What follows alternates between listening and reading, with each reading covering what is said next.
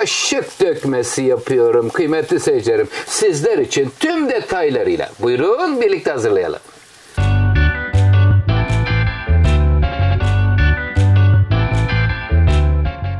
Çayımı demledim. Hemen böyle çabucak çayın yanında ikram edebileceğimiz, böyle kaşık kaşık dökebileceğimiz bir tarif paylaşıyorum sizlerle. Neler var içerisinde? Hemen malzemeleri paylaşıyorum. 2 su bardağı un, yarım çay bardağı sıvı yağ, 1 bardak sütümüz var.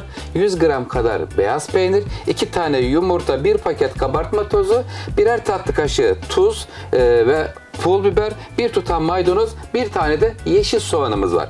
Şimdi öncelikle sıvılarla başlayacağız kıymetli seyircilerim. Karıştırma kabının içerisine çok kolay hepsini karıştırıyoruz, lezzetlendiriyor ve yağda kızartıyoruz. Bismillahirrahmanirrahim. Sevgimizi veriyoruz ve kaşık dökmemizi hazırlıyoruz.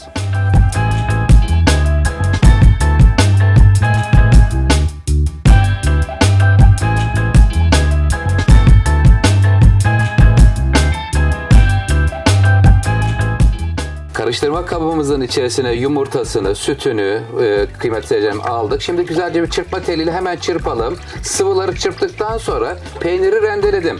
Maydanozu doğradım, taze soğanı doğradım. Hepsini, tüm hazırlıkları tamamladım. Şimdi buraya hemen pul biber ver aşçım, 1 tatlı kaşığı, 1 pakette kabartma tozu. Canım ne yapıyorsun? Niye yukarı kalkıyorsun? Evet. Şimdi bunları bu ikiliyi de karıştırıyorum. Sevgiyle karıştırıyoruz. Kaşık kaşık dökeceğiz dedik kıymetli seyircilerim. Evet, şimdi hemen karıştırma kabının içerisine unu veriyorum. Ne kadar un? 2 su bardağı un buraya ilave ediyoruz. Un ile karıştırıyorum. Şimdi beyaz peynir rendesi ya da yöresel peynirlerden de yararlanabilirsiniz. Lor peyniri de olur. Hemen ver açtım peynirinde rendelenmiş beyaz peynir ve burada yeşillikleri de katıyorum. Yumuşacık kıvamıyla buluştuktan sonra yağda kızarma bölümüyle devam ediyor. Bakalım Oktay Usta'nın kaşık dökmesi nasıl olacak? Demleyin çayları sevgiyle, sofrada afiyetle yiyin inşallah.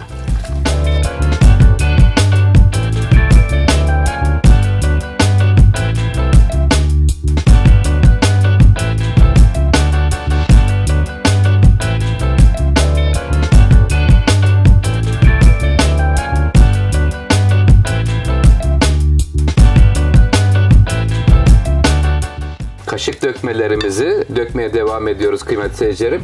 İlk döktüklerim biraz katı oldu. Süt miktarı az gelmiş. Biraz daha süt ilave edip şu yumuşaklığı getirirseniz, yani şey gibi düşünün, bir pankek döker gibi bir yumuşaklıkta olursa garanti olur. Ben 2 su bardağı un koymuştum. Biraz katı olunca süt ilavesiyle yumuşak hale getirmiş oldum. Şimdi bakın kolaylıkla tavanın içerisine alabiliyoruz.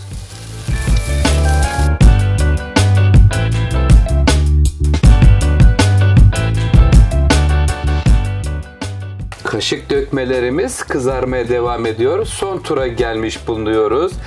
Çayımı demlemiştim. Hemen güzel iyi demini almış çayla birlikte.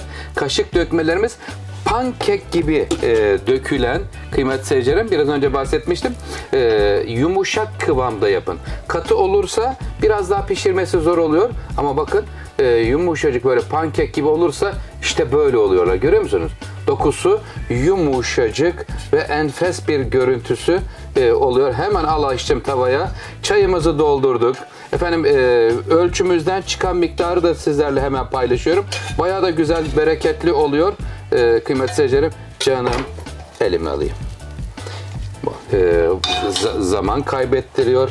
Mutfakta çareler tükenmez. Sevgiyle tarifler sizler için hazırlanmaya devam ediyor. Nasıl buldunuz? Beğendiniz mi?